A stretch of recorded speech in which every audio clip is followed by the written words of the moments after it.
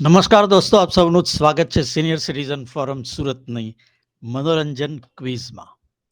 આ મનોરંજક ક્વિઝનો બીજો ભાગ છે. પહેલા ભાગમાં ખૂબ બધા મિત્રોએ ભાગ લીધો, મનોરંજન માણ્યું અને પોતાના જ્ઞાનની ચકાસણી પણ કરી. આ બીજા ભાગમાં પણ માર્ક્સની વ્યવસ્થા એવી જ છે.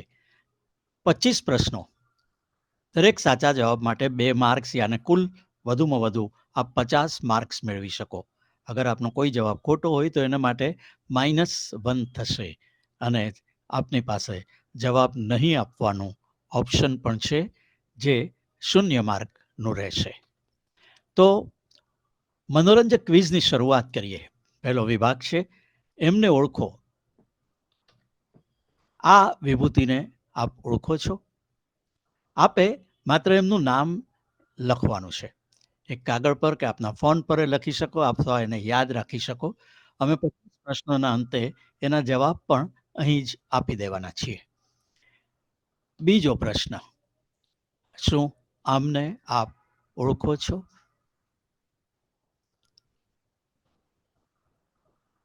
ત્રીજો પ્રશ્ન, આ સ્પોર્ટ્સ સ્ટારને આપ ઓળખતા હો તો કૃપયા એમનું નામ જણાવો.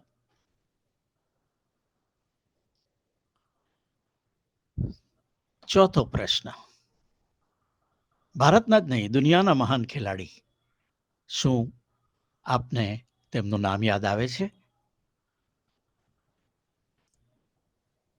પાંચમો પ્રશ્ન, કોણ છે આ મહાનુભાવ?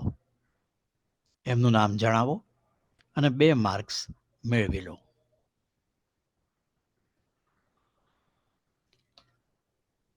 મનોરંજક ક્વિઝમાં બીજા ભાગમાં આપણે અભિનેત્રીઓને ઓળખવાના છીએ. તો એક પછી એક અભિનેત્રીઓના ચિત્ર જોતા જાઓ અને એમાંથી કેટલાને આપ ઓળખી શકો છો તે ચકાસતા રહો. પ્રશ્ન નંબર 6, શું આમને આપ ઓળખો છો? ઓળખતા જશો, કેમ નહીં. 7મો પ્રશ્ન, શું આમને આપ ઓળખો છો? આ અભિનેત્રીનું નામ આપના જવાબ રૂપે આપે લખવાનું છે. 8મો પ્રશ્ન, આ પ્રતિભાશાળી અભિનેત્રીને આપ ઓળખો છો? તો એમનું નામ જણાવો અને આપના ખાતામાં 2 માર્ક્સ જમા થઈ જશે. 9મો પ્રશ્ન, ખૂબ જાણીતા એવા આ ચહેરાને, આ અભિનેત્રીને આપ ઓળખો છો? અભિનેત્રીઓને ઓળખવાની આ શ્રેણીમાં 10મો પ્રશ્ન, શું એમને આપ ઓળખો છો? સિનિયર સિટીઝન ફોરમની આ મનોરંજક ક્વિઝના બીજા ભાગમાં 11મો પ્રશ્ન છે, શું આ અભિનેત્રીને આપ ઓળખો છો?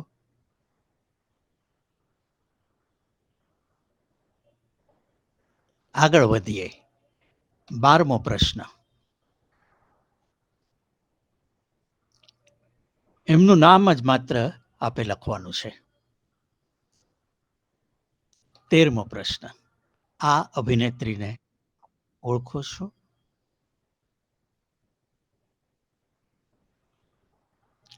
14મો પ્રશ્ન, આમને તો આપ ઓળખતા જ હશો, શું નામ છે એમનું?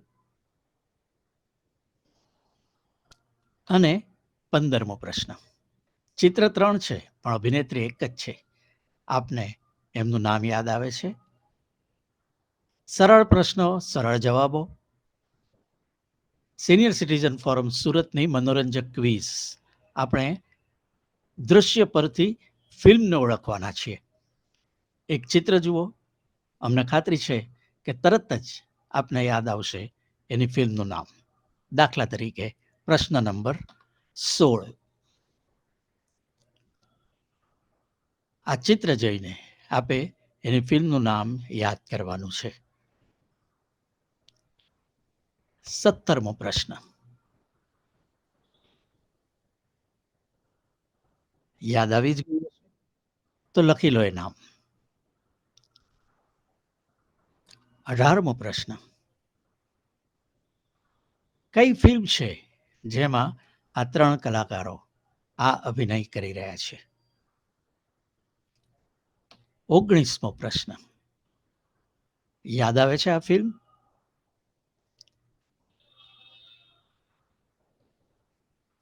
20મો પ્રશ્ન. કઈ છે આ ફિલ્મ? યાદ કરો.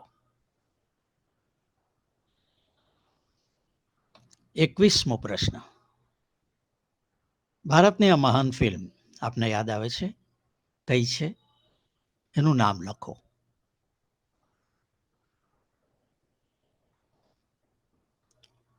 22મો પ્રશ્ન. કઈ છે આ ફિલ્મ?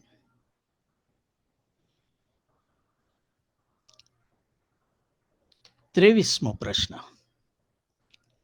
આ પાત્ર જ ફિલ્મનું નામ છે. શું આપ એમને ઓળખો છો?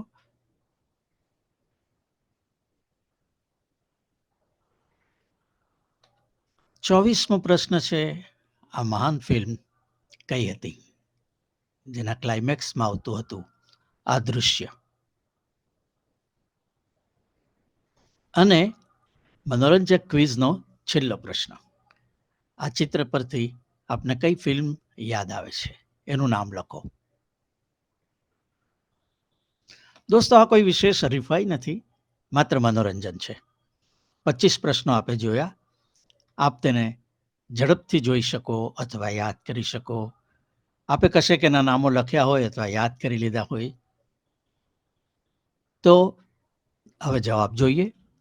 શરૂઆત કરી હતી આપણે એમને ઓળખોથી. જોઈ લઈએ. તેઓ છે મહાન સુનિલ ગાવસ્કર. બીજો જવાબ, તેઓ છે સ્મૃતિ મંધાના, દેશના મહાન નારી ક્રિકેટર. ત્રીજો પ્રશ્ન, તેઓ છે સુપરસ્ટાર સાનિયા મિર્ઝા. ચોથો પ્રશ્ન, ચેસના ગ્રાન્ડમાસ્ટર વિશ્વનાથન આનંદ. પાંચમો પ્રશ્ન, હર્ષદ મહેતા. છઠ્ઠો પ્રશ્ન આવી રહ્યો છે મનોરંજક ક્વિઝમાં. બીજા ભાગમાં આપણે અભિનેત્રીને ઓળખવાની શરૂઆત કરતા હતા. આ છે છઠ્ઠો પ્રશ્ન. દેશના સૌથી લોકપ્રિય અભિનેત્રીઓમાં જેમની ગણના છે એવા દીપિકા પાદુકોણ. સાતમો પ્રશ્ન, તેઓ છે સ્મૃતિ હાસન. આઠમો જવાબ, ડિમ્પલ કાપડિયા. નવમો જવાબ આપ છે અનુષ્કા શર્મા. 10મો જવાબ, વીતેલા વર્ષોની મહાન નર્તકી અભિનેત્રી હેલેન. 12મો પ્રશ્ન, વીતેલા વર્ષના યાદગાર અભિનેત્રી નાદીરા. 13મો પ્રશ્ન, પોતાના સમયના બ્યુટી ક્વીન અને અભિનેત્રી લીલા નાયડુ. 14મો પ્રશ્ન, લીના ચંદાવારકર. 15મો પ્રશ્ન, આપ છે ગુજરાતમાંથી જઈને હિન્દી ફિલ્મોમાં ખૂબ સફળ થયેલા અરુણા ઈરાની. દ્રશ્ય પરથી ફિલ્મ ઓળખવાના મને ખાતરી છે આપને એમાં ખૂબ મજા આવી હશે અને લગભગ બધી જ ફિલ્મો આપે ઓળખી કાઢી હશે. જોઈ લઈએ જવાબ. 16મો પ્રશ્ન, મોગલ આઝમ. 17મો પ્રશ્ન, લગાન.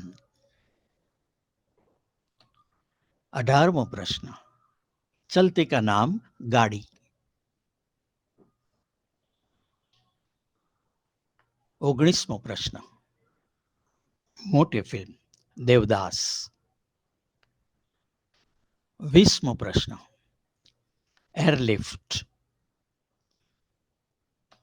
21મો પ્રશ્ન, મધર ઇન્ડિયા. 22, વીર ઝારા.